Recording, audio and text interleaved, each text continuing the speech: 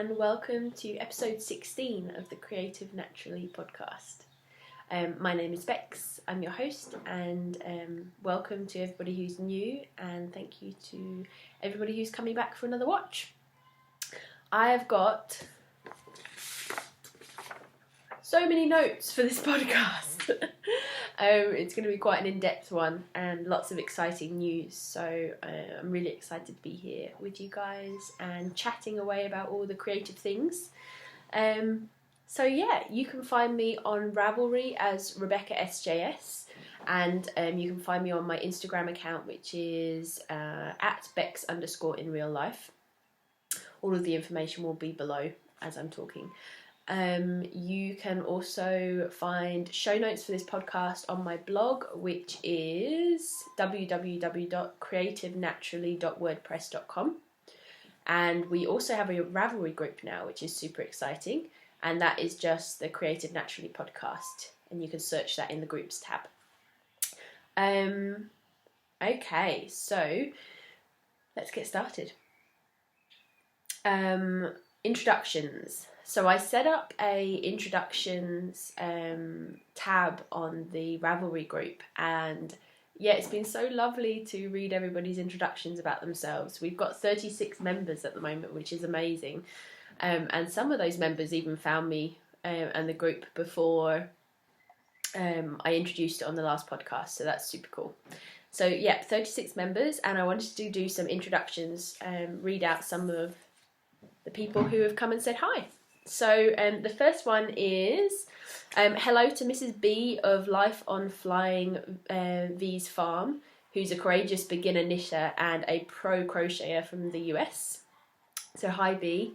There's also Jeanette, aka Phyllis Marg on Ravelry, who's been knitting for 50 years and is currently working on some amazing chunky knitted cables, perfect for the crazy cold English winter that's going on at the moment. So hi Jeanette. Hello to Claire, who is Carry On Creating. She's based out of the Midlands in the UK and is knitting the Woodsy hat, which is an amazing hat by Melody of the Mandarins podcast, and it's been in my library for ages and I've desperately wanted to knit it. Anybody who loves Melody's patterns, actually, by the way, I am a Patreon for Melody of the Mandarins podcast and Mandarin Designs, and anybody who is Patreon up to a certain point, and it's not very much, actually gets all of her patterns as part of that subscription. So I get all of her new patterns as they're coming through and go straight to my library. It's amazing. So if you love Melody's patterns, then totally consider being a Patreon. It's a really lovely way of supporting her and also having access to all of her patterns, which is amazing. Side note, hello to Tammy, who is Tammy Ann64 on Ravelry. She's based out of New Jersey in the US and is currently obsessed with knitting socks. Totally there with you. They're crazy addictive. And yeah, I've got a new sock design out, so more about that later, but you should totally try knitting those because they're really fun. Hello to Josh from Virginia, who introduced himself. He's in the process of learning to knit after mastering crochet and weaving last year, and finds himself with more time after his deployment. So hi Josh, it's so nice that you're here, representing the dudes. Finally, hello to Mina, who is Minerva's Bliss on Ravelry. She is Finnish and is currently working on a Cozy Memories blanket and socks for her little boy. So hello Mina, and thank you so much to everybody who introduced themselves. It's so nice to get to meet you guys briefly, and yeah, looking forward to hearing more from you guys. So introductions done. I feel like I'm talking fast. I just had a big cup of coffee. So, my next exciting news is that I last night uploaded my first ever knitting pattern to Ravelry. I finally bit the bullet a few weeks ago and sent out my pattern, which is the silver birch socks, to my amazing test knitters and techie editors, and yeah, have been in the process over the last few weeks of updating the pattern and making sure that it's really easily read, and creating lace charts, and just such a learning curve and really interesting. I've totally fallen for the designing bug. It's so much fun. And have been getting back all of their suggestions, and also getting the pattern kind of tested, if you will. And so that's all worked out really beautifully, and the pattern is now available on Ravelry as of last night, which is super duper exciting. So if you would like to check out the pattern, it's called the Silver Birch Socks, and I've got my sample here actually. Look at my crazy knitting basket full to the brim.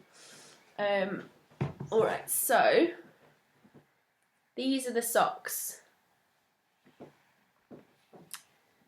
and I love them. So I'm going to insert some of the photos just here of the finished object, because I think you can see really well in the lighting of those photos.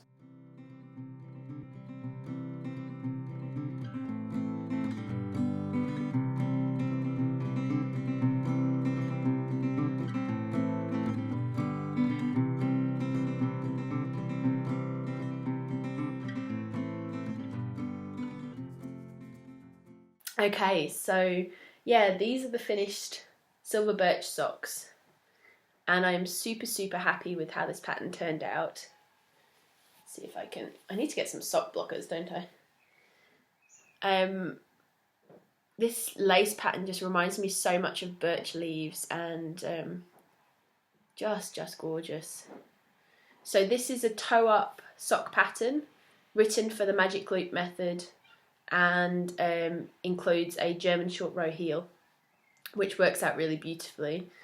It's a relatively short sock, but it's very easy to increase the length. And it comes in a small, a medium and a large size. So that's, the small fits around about a 37 EU, the medium a 39 EU, and the large a 41 EU. So there's a big range of sizes there, and it's quite intuitive to be able to adjust to your specific size foot. What else? Yeah, I guess I'll give you a bit more of a close-up of the lace pattern. So it's these beautiful little triangular leaves that just remind me so much of birch leaves. And it's a really beautiful lace repeat. It's a 16 row lace repeat, but it's very intuitive and it's easy to remember. And these were just so much fun to knit and design. I really love how they worked out. A really nice alternative to a vanilla sock if you want something that will look nice, kind of peeking out over the top of boots or inside sandals, or however you like to wear your socks, but want a bit of interest. Yeah, so I'm really happy with how those turned out. Excuse me. So this pattern is available for $2 Australian, and yeah, it's an automatic download onto Ravelry. And I'm super excited to see people's versions of them. So if you're interested in that, just head over to the Ravelry page. I'll link below. So it's just the Silver Birch socks. My friend Emily, who is Hello Maker Maker on Instagram, is currently knitting a pair in the most beautiful Knit Picks kind of dusty green, which would be, just reminds me exactly of kind of birch leaves in the spring. Oh, I've got a super scratchy throat. So yeah, if you are intending to make this, please hashtag your photos of your socks in production or finished with the hashtag Silver Birch Socks. I'd love to see your versions, so I'm super excited. Very excited. First knitting pattern and I think there's going to be many more to come. I really, really enjoyed the process of designing these. Okay, enough about that. Checking my notes. Giveaway. I am going to be hosting my first giveaway. Now, I'm still waiting for the giveaway items to arrive. They're currently in the post. And the reason that they're taking a while is because they're super duper special, and I'll tell you more about that in a sec. So I wanted to share with you some of the amazing things that are on their way for this giveaway that I'm hosting. The first one is a skein of Grumpy Hedgehog fibres, and I have asked for a custom dyed skein of yarn from my amazing friend Sophie, who is Grumpy Hedgehog Fibres, and it's called Seafoam, and it's this beautiful, beautiful kind of greeny bluey grey that I have completely fallen in love with. She's also including some stitch markers with that amazing skein of yarn that I think you're going to love. It's going to be Australian merino nylon blend sock yarn. And I'm also ordering a handmade, I think it's Rifle Paper Co. design project bag and accessories bag from my amazing friend Em, who is Hello Maker Maker on Instagram, and her brand is Maker Maker. This project bag and little accessories pouch that comes inside of it is so beautiful, and it's killing me to be giving it away, so I think I'm going to have to get myself one as well. So all of these prizes are on their way, and so the skein of yarn and the stitch markers are being donated by Sophie, who is actually in the process of setting up, who's created a brand called Hero Craft with another lady called Alana, who I used to work with at Morris & Sons. And I just wanted to read their little blurb. So, Hero Craft makes unique handcrafted goods and tools for handcrafters accessible by centralising administration and promotion. We know so many talented people who by day work 9-to-5 jobs, but by night they transform into our craft heroes. We want to share the talent of our heroes with others. Hero Craft will be launching on an Etsy store on the first month of December, and will be attending craft and makers markets in the new year. Keep an eye out for us in the next couple of weeks on Instagram and Facebook. So this is run by Sophie and Alana, and thank you so much to these lovely ladies for sponsoring this giveaway with the yarn and the stitch markers. That's so lovely. And Emily, who is making the project bag, will also be selling her amazing project bags through Hero Craft. So let's talk about some knitting, shall we? I have got 2 finished objects and some whips to share with you guys, some design whips as well, and also some stash acquisitions. So let's get started, shall we? The first finished object is a massive one, and I'm wearing it, and I'm super excited.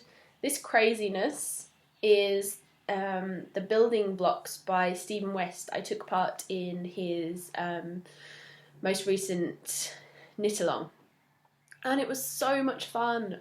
I had no intention of starting it, and I literally stash dived the day before the knit along started and just went for it. And I'll show you what the result was. Let's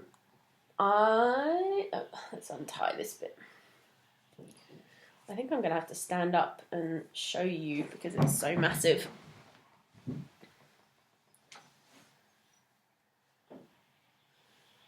So, that's one end.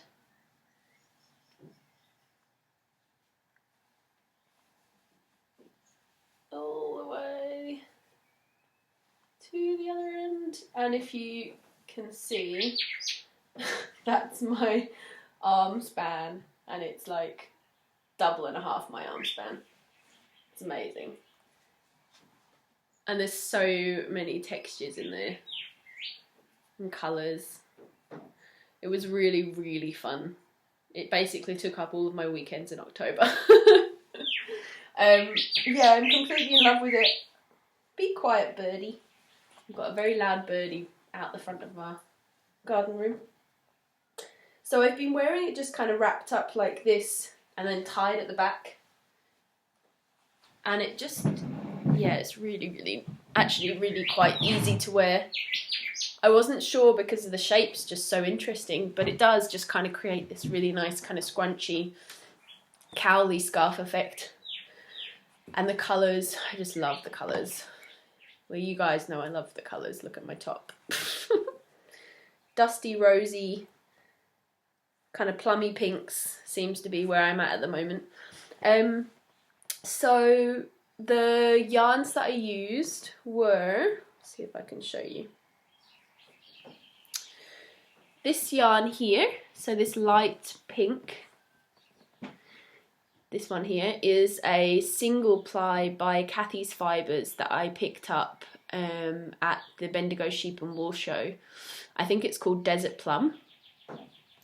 And then the next is this one here, which was a bargain basket, I guess you'd call it, skein of yarn from Pirate Pearl Yarns, which is an Australian indie dyer. She's amazing. And this is her, I think it's her 100% superwash merino base. And I guess the reason that it was a bargain was because it has a bit of pooling there of dark kind of purpley pink, but I love that. I love the effect. You can kind of see it there. It's quite mottled, which is like my perfect hand-dyed yarn. I love mottly, uneven dye work. And then I've also got two just cheapy skeins of knit picks in here as well. So we've got this one here, which is the Knit Picks Stroll that I got for free from my friend Sophie. And also, where is it? Here. This one here, which is Knit Picks Preciosa, which I also got from Sophie as well for free. So yeah, I'm absolutely in love with it, and I just love how all the colours work together. It's a really interesting design because it's kind of got these blocks of geometric plain, and then it's got all these different stripy sections. And this section here was my first ever brioche attempt, and it was a baptism by fire because not only is it brioche, it's also increasing and decreasing left leaning and right leaning brioche. So yeah, if you ever want to learn a new technique that you're petrified of, if Stephen West has any knit-alongs or anything, I learned so many new things with this pattern. All of the edges of it are done with tubular cast-ons and then picking up stitches. So I learned that. I also learned a tubular cast-off for the top section. I learned a tubular cast-off with like 500, 600 stitches, and it was really not that difficult at all. Quite sore on your wrists after a while. I also, so I learnt the brioche. There's some really cool striping techniques where you're kind of using two colours to stripe in different ways. Really beautiful. But I'm so happy with it. It's such an interesting shape, but it just works. It's actually really comfortable to wear. And I love it. I'm going to start fiddling with it now, but you get the idea. So I'm really happy with that. It was really fun. I really enjoyed it. It was my first ever cal that I've participated in, and it was my first ever mystery knit along. So yeah, I'm really happy with it. I'm so happy with the colours that I chose. My favourite, just like for my personal taste anyway, my favourite projects that I saw, finished objects that I saw, were ones which were where they'd chosen a couple of kind of mottled yarns or variegated yarns, and then they had some plain in there as well. There were some people's projects which had just gone full pelt Stephen West style-y and were all like variegated yarns, and they were intense. Like, I don't know, I wouldn't be able to wear them kind of every day. It's not my style, but they looked super cool, don't get me wrong. But yeah, my favourites were the ones which were a bit more muted in their colour choices, and a bit more samey, and then you could really kind of concentrate on the textures that came out. But yeah, I'm super duper happy with it. It's so cozy and warm. I think I'll always wear it like this, kind of scrunched up around my neck. I'm not very much of a shawl wearer where I'd have it just draped around my shoulders. But yeah, totally wearable. And now I'm a bit addicted and I want to do all the cows. It was really fun just following along on people's journeys, and it was a really supportive group. Like, there were so many people doing it, which would make me think that there'd be more kind of people being kind of rude or not being very supportive, and I hardly saw any of that at all. It was really amazing just seeing people egging people on, and when people were kind of losing interest or anything, kind of like, no, you can do it. So that was really lovely. I just love this community for that. My God, don't get me started. Love knitters. My second and final finished object. I've got all the big finished objects. My God. You wouldn't think that I've been doing like 10-hour work days in Cherry Shed, would you?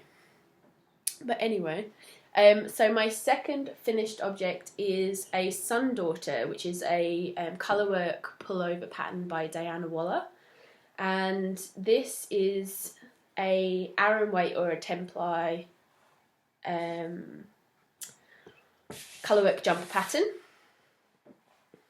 And this is it.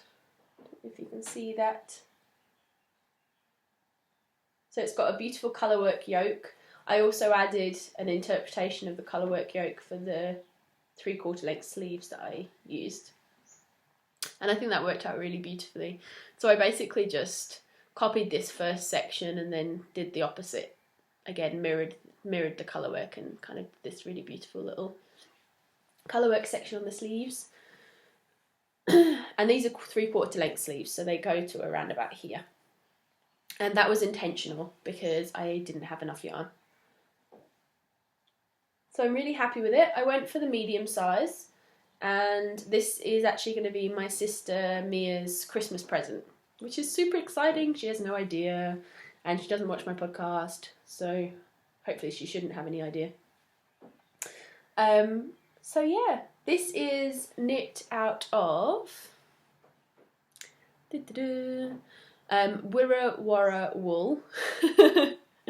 So this was so the pattern designer is Diana Waller. So this is my Wirra Warra Waller.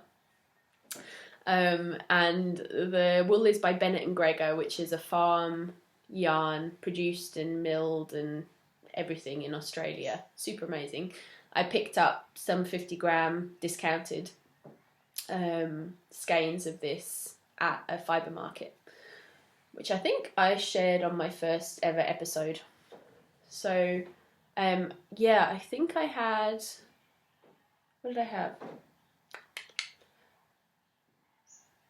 8 50-gram skeins of the... balls, I guess. 8 50-gram cakes of the lighter colour, which I think is Greco. And it's a natural sheep colourway, both of them are.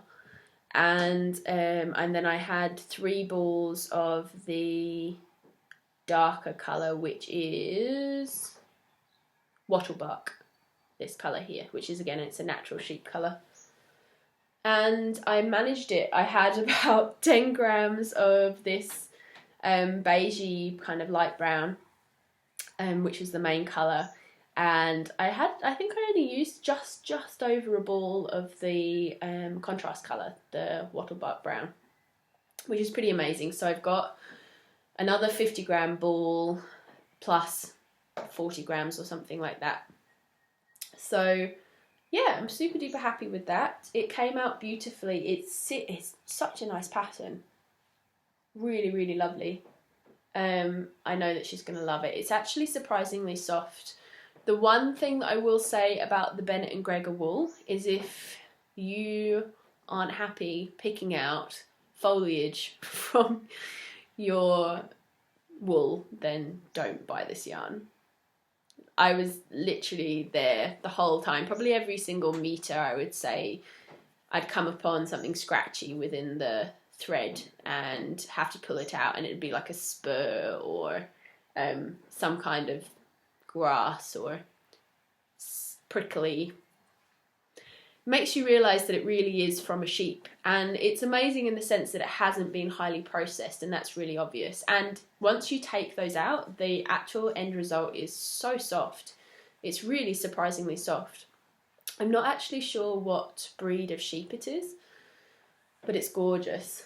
And the effect is this really nice bobbly kind of rustic farmhouse sweater, I guess you'd call it, but which is actually very soft.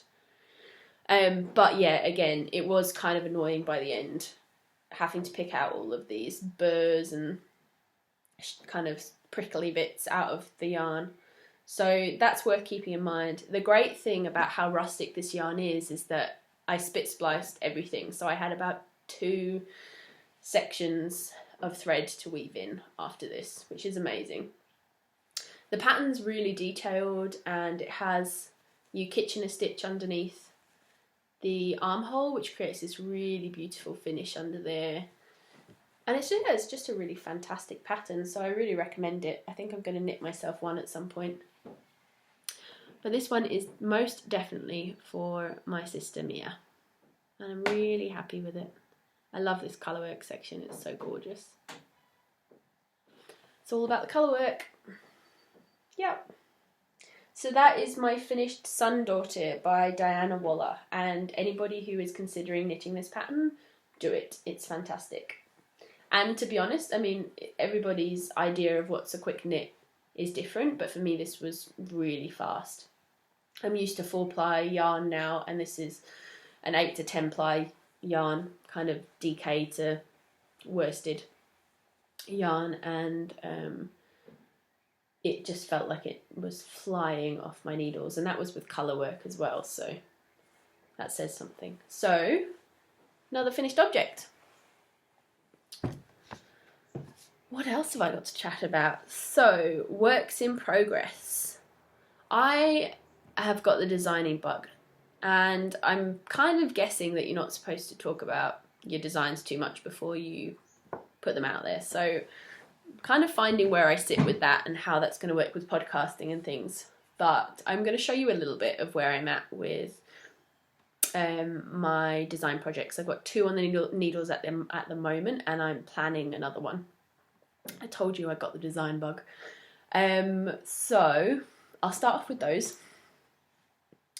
So my first, I guess you'd say, design work in progress that I has been on the needles for longest is a design that is going to be called the homesteading socks, and this is kind of like a homage to everybody who wants to go and live in a field in a tiny house, which is me, and we're actually kind of in the process of making that happen at the moment. So anybody who wants to live simply and live off the land and have chickens, basically, these socks are for you and me. So this is the second sock, and this is what I've got so far. The other sock is complete, but I'm not going to show you the finished. So currently we've got a really beautiful green, kind of dark foresty green tweedy yarn here, and a little bit of simple colour work which eases into this really lovely kind of mottled grey sock yarn. And then there's going to be a colour work cuff up here, and then some ribbing.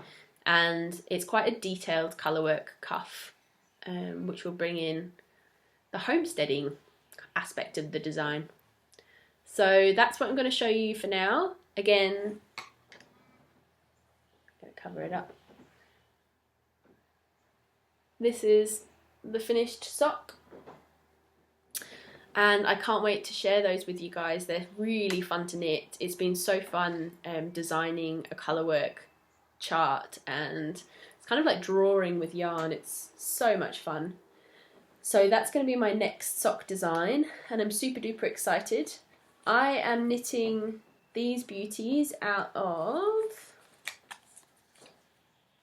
these two yarns. So Knit Picks Stroll Fingering in the, what's this colour?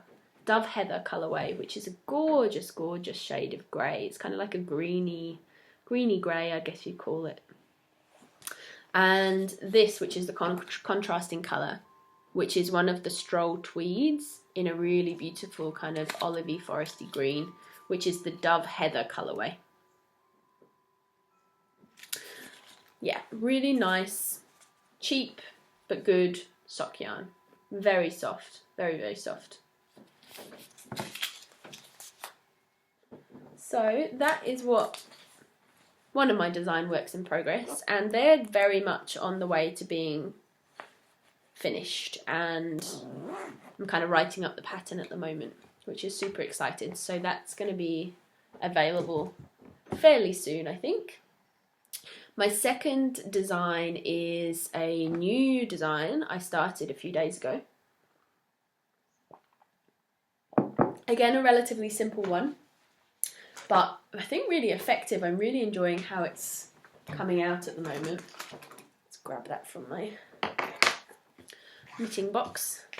So this started off because I had a 10 ball sale pack of Peyton's Inca, which is a blend of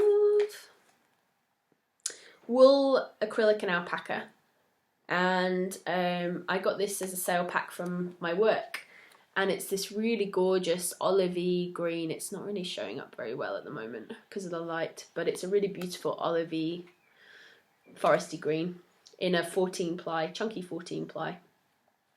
And I've got 10 balls of this, which is about 580 meters, and I really wanted to make my sister Freya a Christmas present as well. The plan is to make, well, I finished my jumper for Mia, who is my 16-year-old sister. This is going to be for Freya, who is 13, and then I also would like to make a Sundaughter for my smallest little sister, who is 10? 9? Woo! 9? Miyuki, who's 9. So, anyway, this is going to be Freya's Christmas present. Thankfully, they don't watch the podcast, so I'm safe to talk about this. And this is what I have worked on so far. I'm going to show you this just because there's more design elements going to be involved, and I'll just not show you until it's finished after this point. So, I think this is going to be called a Glimpse to the Woods wrap. A glimpse or a glance to the woods wrap. Haven't decided yet. But it's including this really beautiful lace panel, which is quite similar to the silver birch socks. It's got these really gorgeous triangular leaf detailing. However, it is a bit more different. It's got more eyelets in there, which I thought was really, I just really liked that because you can kind of see through the fabric more and the pattern stands out a little bit more, which I think is really nice for this really chunky knit, so that the lace doesn't get lost in there. With lots of garter stitch squish as well, and also some other design elements that I won't talk about until it's out and available on Ravelry. So this is going to be a big giant wrap basically for my sister Freya, who is obsessed with Minecraft and all things computers. So I've got this image of her on her computer snuggled up with this wrap around her shoulders because it's getting cold in England at the moment. They live in the Peak District just on the Derbyshire-Staffordshire border, so they've got snow today. I was just Skyping my mum, so there is snow on the ground. So I think this wrap is going to be very much appreciated. So a good stash buster, great if you've got any big chunky 14 ply yarn that you don't know what you're going to do with, and probably around about 550 to 600 meters needed. So yeah, really excited by this design project. I'm really enjoying knitting on it. It's really good fun.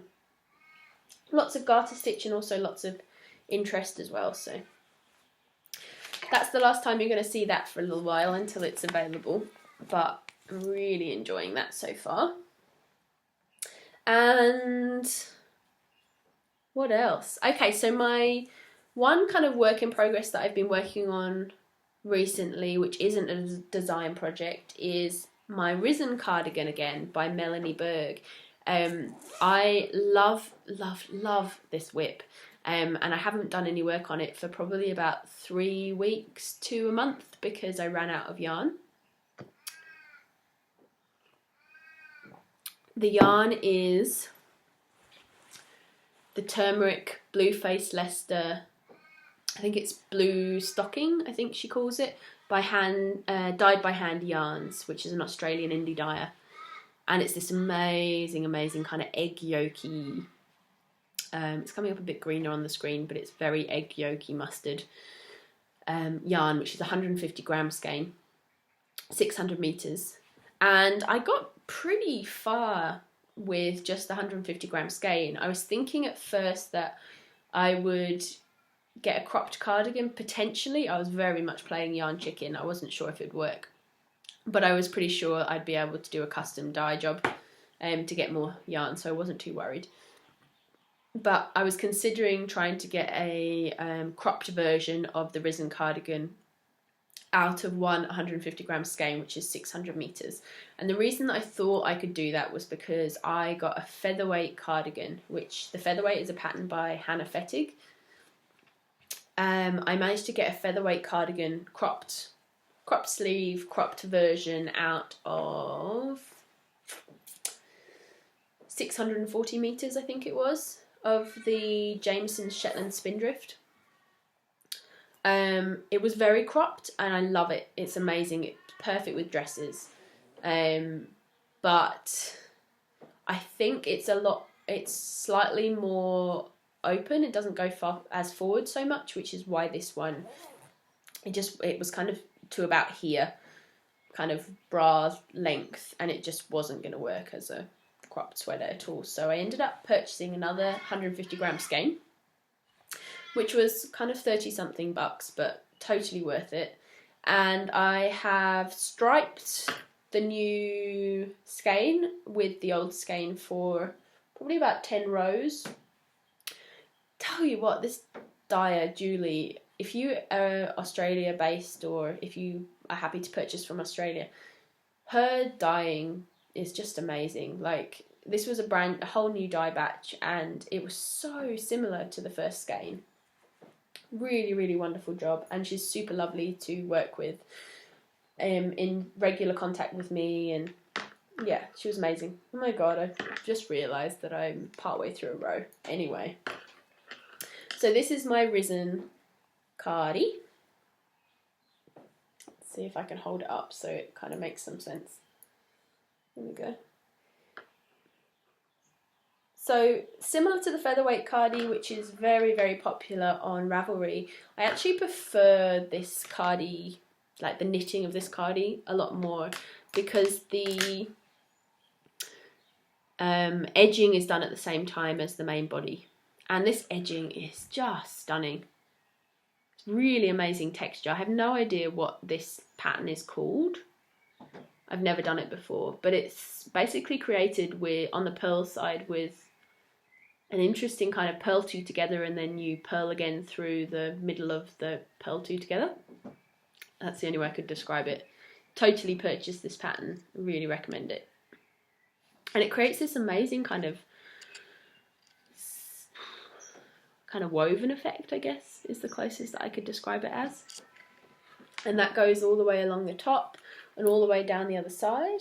And then on the sleeves, it's this really beautiful lacy, eyeletty rib effect, decorative rib.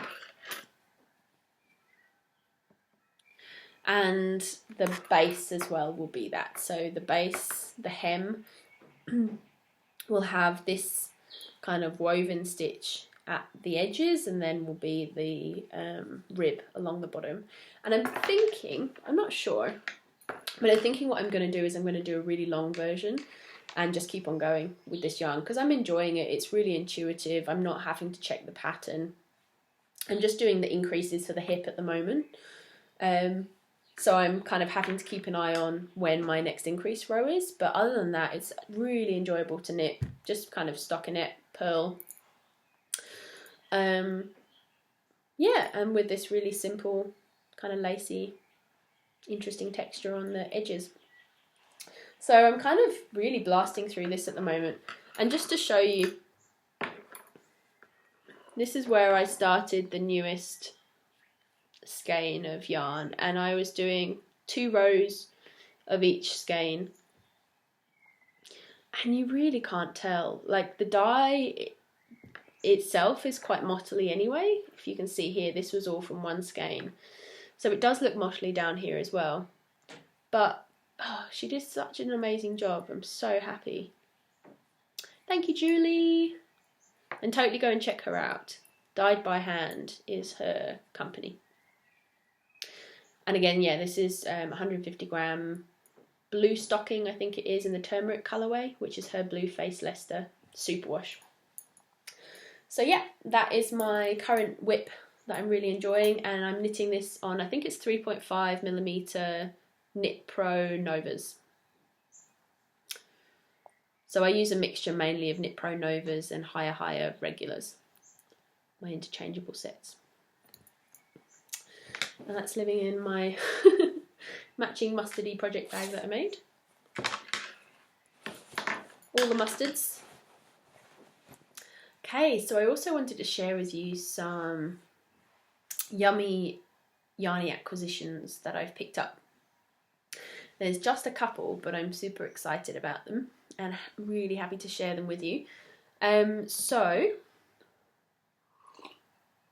sippy sip.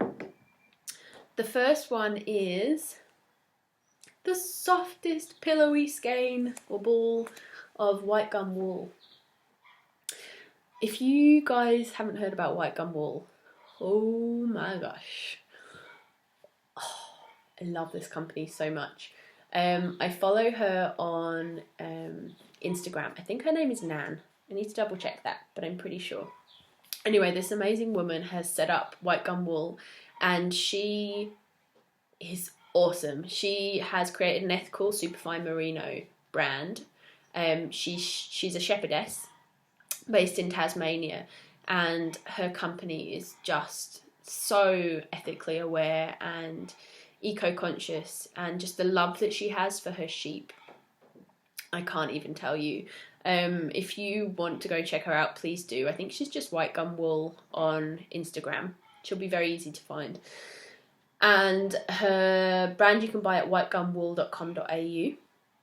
Her sheep and herself are based in Tasmania, in Australia, and she, I don't know if you can hear the chickens, but they are going crazy over there. Somebody is on the perfect nesting spot, obviously. So yeah, her farm and her land is based in Tasmania, I think in the middle of Tasmania. And her yarn is produced in New Zealand. So it's, for Australia, it's relatively small geographical scale, which is fantastic. There are not many mills left in Australia. So it's amazing that she's managed to find somebody to produce her wool in New Zealand. It's awesome. I got one ball, 100 gram ball of her ethical superfine merino. And this is the gum grey or shade 4 in the 4 ply, and there are 472 meters on this 100 gram ball. And this is going to be for a yummy design that I have got in my head at the moment, and I am making myself not cast on until I have at least cast off my homesteading socks design. I'm super excited to be designing with this wool. It's pretty much everything. It's everything. I don't always live up to my values, and I'm easy on myself. It's hard, but if I can purchase ethical wool, then I am so happy to do so. This yarn isn't crazy cheap, don't get me wrong. It's not crazy expensive either. I can't remember how much this cost, but I'll pop down here how much it cost me. But for 100 grams for 472 meters, it's manageable to be able to create like a garment out of this as well if you wanted to. The project that it's going to be for is a shawl project, and I'm going to be able to get one shawl out of one ball, 100 grams. So it's totally manageable and very cost effective, and free postage as well, which is amazing. And you're just supporting just the most amazing woman and the most amazing sheep. So these animals are loved, you guys. They're completely loved. So yeah. Very happy to support her and super duper excited to start designing with this yarn. I know it's going to be amazing, and it's so squishy. I think it's the softest yarn I've ever felt in my life. Like super fine merino from Happy Sheep. How could you go wrong? And it came with this, which is the coolest tassel in the universe. These are all the yarns and colours that she offers. Such a cool little sample card. So all of those colours up here and different thicknesses of wool, and it's just so incredibly soft and squishy. And I'll actually read you her little blurb. So this is white gum wool, and it says, "The story matters. The story behind white gum wool is one of mamas and babies, of diversity and abundance, and of ethics for the land, the animals, and the people involved in making this yarn. And the story includes you, because you or your grandmother or friend will create something beautiful and lasting from this magical fibre. White gum wool sheep are raised on a single farm in the high Midlands of Tasmania. They graze in mostly native pastures where they find the plants they need to keep healthy. Mamas teach their babies how to forage in this landscape, hanging out in family groups of grandmas, mamas and lambkins. Sheep are highly social animals, and keeping families together means the sheep are just plain happier. The abundant, diverse landscapes are healthy too. They are real ecosystems doing what ecosystems do best, turning sunlight and water into energy through a squillion different animals and plant pathways. No synthetic chemicals, fertilizers, herbicides, or pesticides are used in growing white gum wool. White gum wool is made into yarn by Design Spun Limited in New Zealand and is certified sustainable and traceable by New Merino Chain of Custody. White gum wool sheep have never been mulesed, and now they also wag their undocked tails behind them. And you can find them at whitegumwool.com.au. So you can see why I'm super, super happy to have my own ball of white gum wool and to be designing with it. So excited. So watch out to see what that's going to be made out of. I'm really, really excited about that purchase.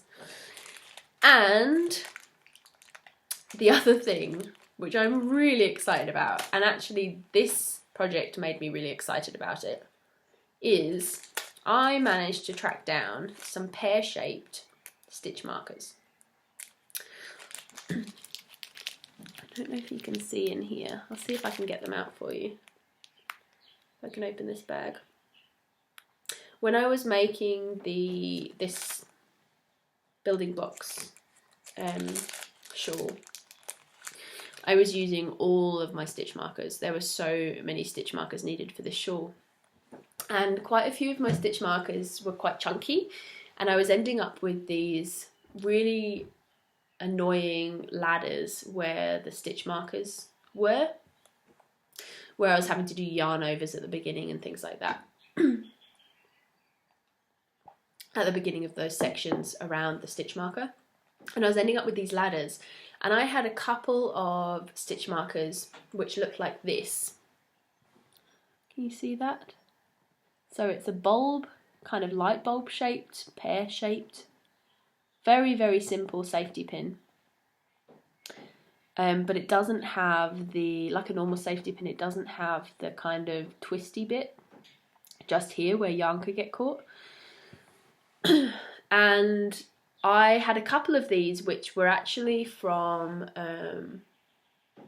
kind of label tags from Gorman Clothing. Gorman's a Melbourne-based clothing brand that I think I own one thing of, but I have a friend who loves Gorman, and I was stealing all of her little safety pins like this for stitch markers from the clothes that she was purchasing from them.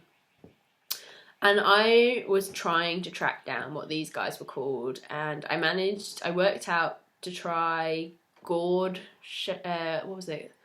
I was I was trying to find pear-shaped stitch markers at first. First of all, I went to Officeworks and Staples and all of those places that you'd think you'd be able to purchase them. Nothing. They'd never heard of them. And then I went onto eBay and I put in gourd-shaped stitch markers and finally came up with them. And you can either find them on eBay as gourd-shaped or pear-shaped stitch markers. And I think I got 50 of these guys for $5. And they are the best stitch markers. They're fantastic. They're so simple. They're not as pretty as my beautiful stitch markers that I have from Sophie. But if you're using a lot of stitch markers, they do the job. They're amazing. They're super thin. And yeah, really, really cool. And because of the shape of them, you'd be able to get up to probably about a 4.5 or a 5mm needle on there. And I don't generally use anything bigger than a 5mm needle anyway. Most of my projects are a 4-ply yarn, kind of 3.5mm needle. So yeah, so I got a pack of these guys on eBay. I think they're from Korea or China, I'm not sure. But they were super duper cheap and they came relatively fast as well. And yeah, so tip, if you guys are using lots of stitch markers and you're running out of your pretty ones, these guys are the bomb. Really happy with them. So these are my 2 stash acquisitions for this podcast. And I haven't got anything in the mail, I don't think, other than the prizes. Ooh, I can't wait to give away. So yeah, I think that is everything for stash acquisitions. I also finally wanted to, I created a Q&A section in the Ravelry group for this podcast. And there were a couple of questions there. I'm actually just going to go on to the Ravelry now and read out the questions. So there was a question from Claire and there was also a question from Tammy. So the first question from Claire, who is Carry On Creating, I'm just reading it on my phone, excuse me looking down. So she says, "Hey Bex, great idea setting up a group area. I would love to hear more about your mindfulness training, as you have mentioned this a couple of times on the podcast and it's something I'd be interested to hear more about. I have found the Let It Be podcast that you mentioned on Instagram to be a great resource, so thanks for sharing that, Claire." Thank you so much, Claire, for asking about that. I bring it up briefly and occasionally, but I'm always a bit nervous to go too far into it. So it's great to have the opportunity to talk about it a little bit. So yeah, this will be my brief little further info about the mindfulness training that I'm part of. So the mindfulness training that I'm part of, I call it mindfulness because that's the closest descriptive word that I can come up with for this training, is called Balanced View. So Balanced View. And the website that you can find more information on is www.balancedview.org. And it's a grassroots movement solely funded by donation basis, and it's housed online, and then there is groups and meetings and community gatherings around the world. There's large groups of people in the UK, in the States, in India, Israel, Melbourne, so many. I think they've got meetings in every single country in the world, or people downloading from the website in every country in the world at least, I can't remember. But yeah, I met the training 6 years ago in India. I had a friend who was going to meetings and I came along to meet her there when I was travelling around India on my own. And there's a centre there in Goa, which is actually where I go to. So you'll see last year that I was in India for 2 months, and I'll be doing the same again. And I actually go and help out at the centre there, which is where I am in India, basically.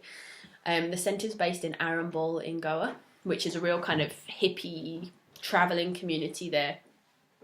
Lots of people who are kind of seeking and looking for practices. So it's a perfect place to have a centre.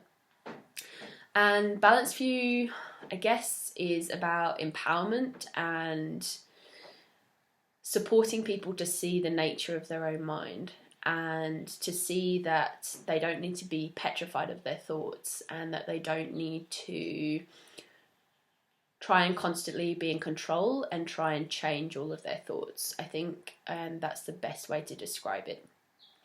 If you'd like to find out more, do go check out the website. There's loads of free resources, and it's very well organised so that people who are new to the training can find the introductory information really easily. I don't think I'll go into it too much further, but anyway, the mindfulness practice is balancedforyou.org, and I think it's been the most helpful support and resource I've ever found in my life. So, and I come from a history of eating disorders and depression, lots of stuff like that, and have found so much empowerment and support and care there. So if that's something you're interested in, definitely go and check it out. It's all contribution basis, so you can check it out for free, no problem. There's loads of free resources on there. And it's very internet based, so it's not like you need to have, if there isn't community meetings close by to you, then you can totally join online. They've got conference bridges, and I join regularly as well via the internet. So yeah, go and check it out. Really recommend it. The second question was from Tammy, and what did Tammy say? There we go. Hi Bex, I was just wondering what led an English girl to move to Australia. I know through your podcast your family still lives in the UK. That's a long way away. Clearly you love where you are, and I was just interested in learning what led you to live so far from your own family. All the best, Tammy. That's a really good question, Tammy, and a bit of a long story. So the abridged version is that I fell in love with an Aussie. So my partner Tom is Australian, and I met him when we were both working for a travelling festival, gig spot, I guess you'd call it, and cafe called the Chai Wallahs. Anybody who's really into their English music festivals will probably know of it. They have these beautiful Moroccan tents, and yeah, Chai Wallahs is their name, and they have amazing, really eclectic music and awesome chai and food. So we met working for the festival scene, basically, and yeah, he's just such an amazing bloke. Very, very caring, very kind, and I fell hook, line and sinker. And yeah, his visa was running out. He was on a working holiday visa, 2-year English working holiday visa. I think he was in his last 6 months or something of that, and I always knew that I would probably not live in the UK, and I was very much in this kind of travelling zone. I'd just come back from India, having met the Balanced View training, and was not looking for a partner, as is always the case when you find a partner. And yeah, he was worth moving across to the other side of the world to continue being in a relationship with. So I moved to Australia when we had been going out for 4 months, which was absolutely insane, but so natural. And I think I kind of processed it with the fact that I just felt like I was backpacking. I felt like I was traveling, and I'd been traveling for a number of years before that point anyway. I was always kind of working to go traveling in the UK from the age of like 18 or 19. So I moved to Australia when I moved November 2011. So I would have been 23, I think, and I'm 28 going on 29 now. So I've been here for kind of about 6 years, which is amazing. And everything's going really beautifully with Tom, and where I'm living at the moment is Tom's parents' place. So yeah, super duper exciting, and that is why I'm living in Australia.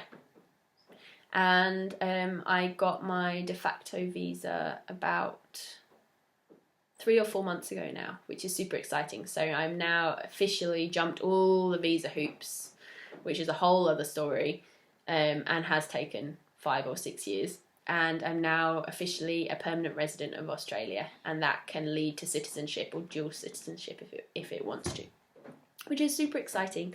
So thanks so much for asking those questions, Claire and Tammy.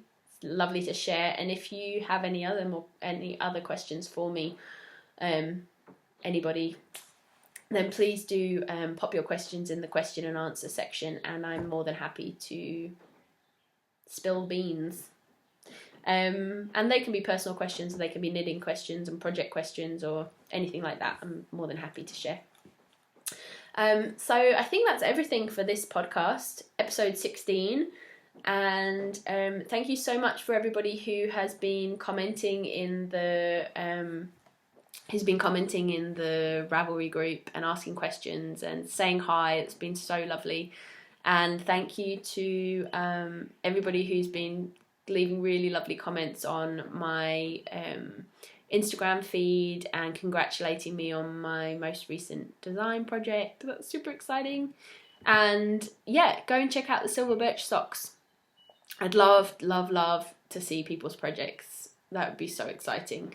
My friend Emily of Hello Maker Maker is currently making the Silver Birch socks in this gorgeous kind of mottled green knit pix yarn. So I can't wait to see her finished project. And yeah, so lovely to be with you guys. Show notes will be over on the blog, creativenaturally.wordpress.com. And yeah, until next time, happy knitting. Bye.